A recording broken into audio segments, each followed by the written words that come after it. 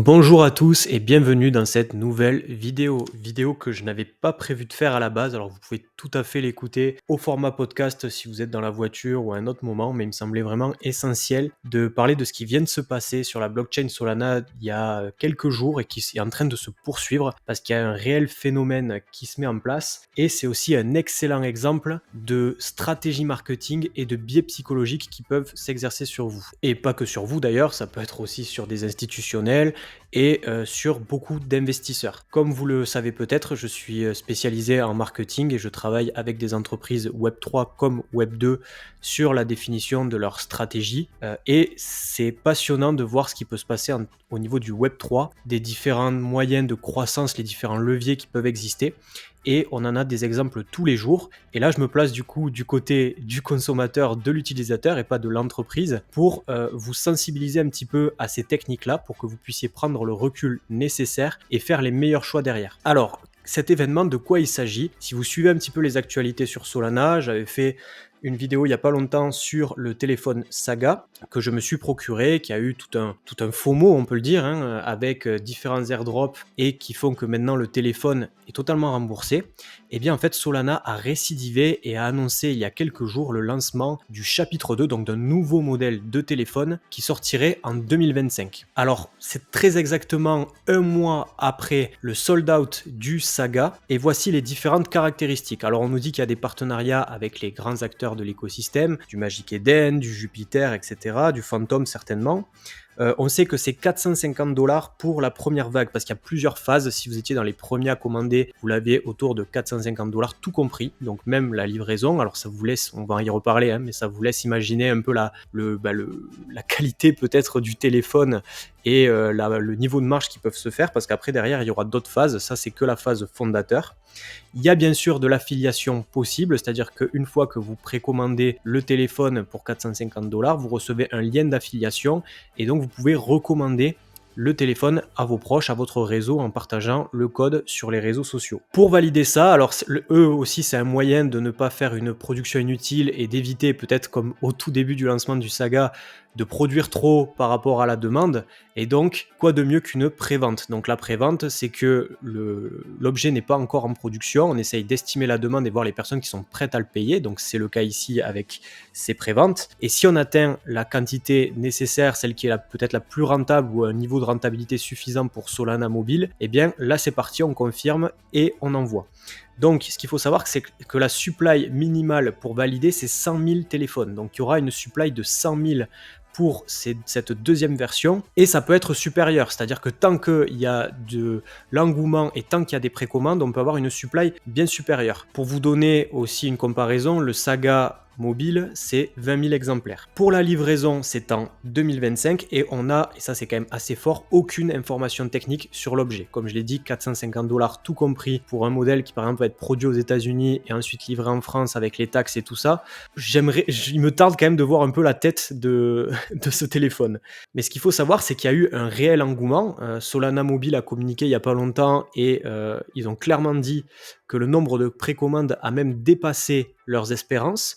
Donc ça a très très bien fonctionné, il y a plein de personnes qui se sont jetées dessus, que ce soit des acheteurs du téléphone Saga ou des personnes qui ont été frustrées de ne pas pouvoir se le commander et qui veulent essayer de se saisir de l'occasion. Donc peut-être que vous en faites partie, n'hésitez pas à tout nous dire en commentaire, ça nous intéresse aussi de savoir pourquoi, quelle est votre stratégie derrière.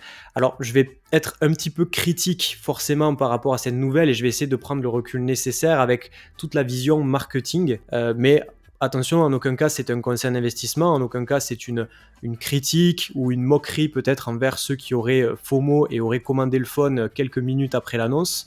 C'est juste pour essayer de remettre tout ça en perspective. Et du coup, n'hésitez pas à lâcher un petit commentaire pour donner votre point de vue et qu'on puisse échanger ensemble et en apprendre encore plus. Donc là, ce qui a été très fort, parce que ce qu'il ne faut pas oublier, c'est que Solana, au-delà d'être une blockchain, c'est avant tout une entreprise. Et Solana Mobile est une filiale qui est axée justement sur la production de ces téléphones. Et comme toute entreprise, leur objectif, c'est de faire du profit. Et pourquoi? C'est clairement un coup de génie. Là où le Saga Phone, c'était un peu moins un coup de génie, et d'ailleurs ça n'a pas été un franc succès au départ. Là, typiquement, c'est très fort. En fait, il y a 4 raisons du succès qui est franchement, il n'y avait aucun doute là-dessus que ça allait fonctionner. Le premier élément, c'est qu'il joue sur l'insatisfaction du sold out du Saga Phone. Il y a eu une telle demande derrière, il y a eu un tel engouement par rapport au token Bonk, on en avait parlé sur la vidéo précédente, qu'il y a beaucoup de personnes qui sont restées sur le carreau et qui n'attendaient qu'une chose, c'était que ce genre d'opportunité puisse se représenter. Deuxième chose, il joue sur la vitesse et le sentiment de rareté. Le but, c'est vraiment ici de vous empêcher de réfléchir et de vous faire commander très vite. D'où la première phase à 450$. Après, sur les phases suivantes, le prix sera supérieur.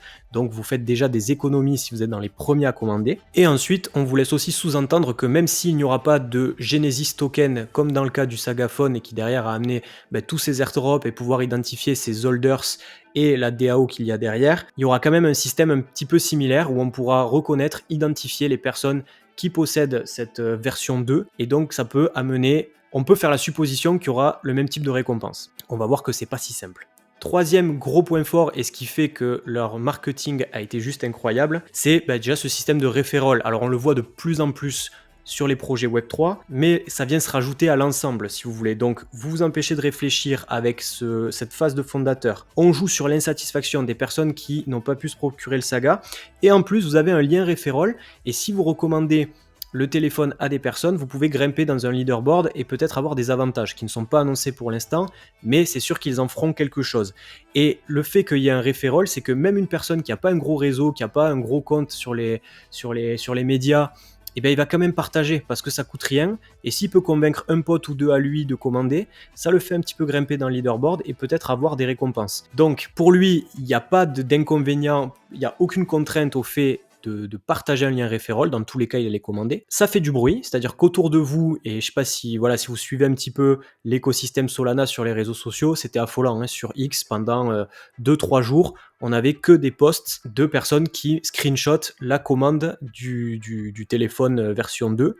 Et en plus, Solana Mobile et les autres gros réseaux liés à Solana retweetaient systématiquement ces posts, ce qui fait encore plus de bruit. Et du coup, il y a un peu cet effet de groupe, c'est aussi un effet psychologique qui se met en place. Quand vous voyez que tout le monde autour de vous fait une action, on a tendance à se dire que pourquoi on ne ferait pas la même chose? C'est que si tout le monde le fait, c'est que ça doit être bien. Et quatrième élément, bien sûr, c'est qu'on surfe sur une tendance. On était en pleine période où les détenteurs du Saga Phone reçoivent des airdrops, reçoivent des NFT gratuitement.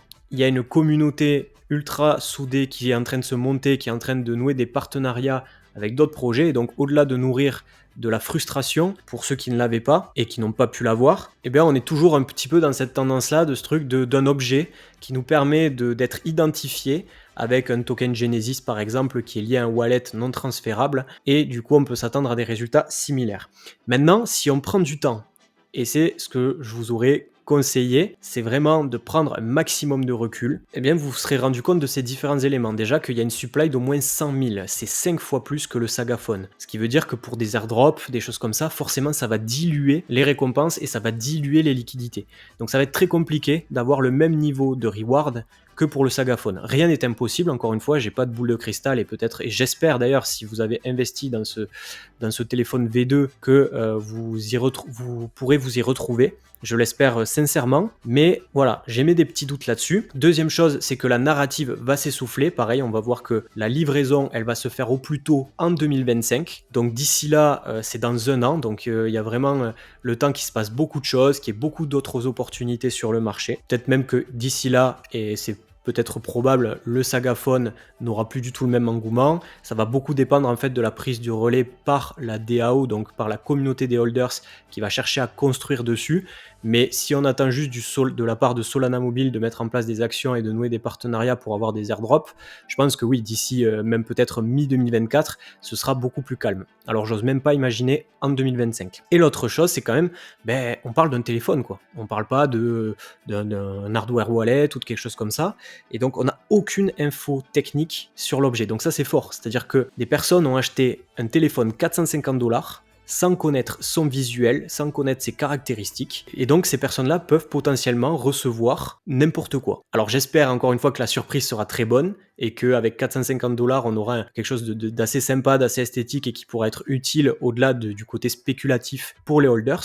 Mais c'est quand même fou de se dire qu'il y a des milliers et des milliers d'exemplaires qui sont partis sur un objet dont on n'a pas beaucoup d'informations sur ses caractéristiques. C'est quand même très fort. Je le redis encore une fois, c'est avec plaisir d'échanger avec vous en commentaire et de faire confronter un petit peu les différentes idées. Après, il y a des personnes qui sont des vrais fans et des vrais supporters de l'écosystème Solana, donc c'est aussi une manière de soutenir l'entreprise, c'est une manière de s'y impliquer davantage, donc ça c'est aussi totalement compréhensible. Mais je vous avoue que pour moi, alors en plus étant saga holder forcément, j'ai pas trop calculé le truc, mais je me dis les 450 $, il y aura beaucoup d'opportunités qui vont se présenter sur le marché crypto-monnaie et NFT en 2024.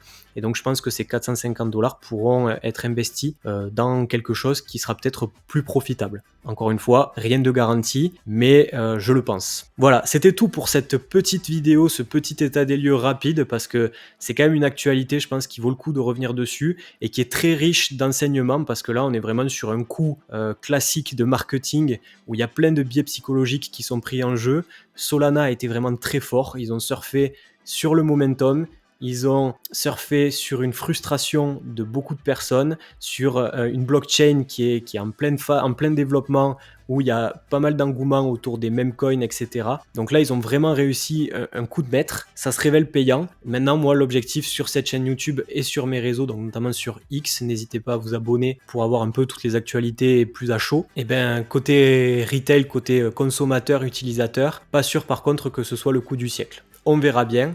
Et j'espère que le futur me donnera tort là-dessus. Sur ce, je vous dis à très bientôt pour de nouveaux contenus autour du Web3. Ciao.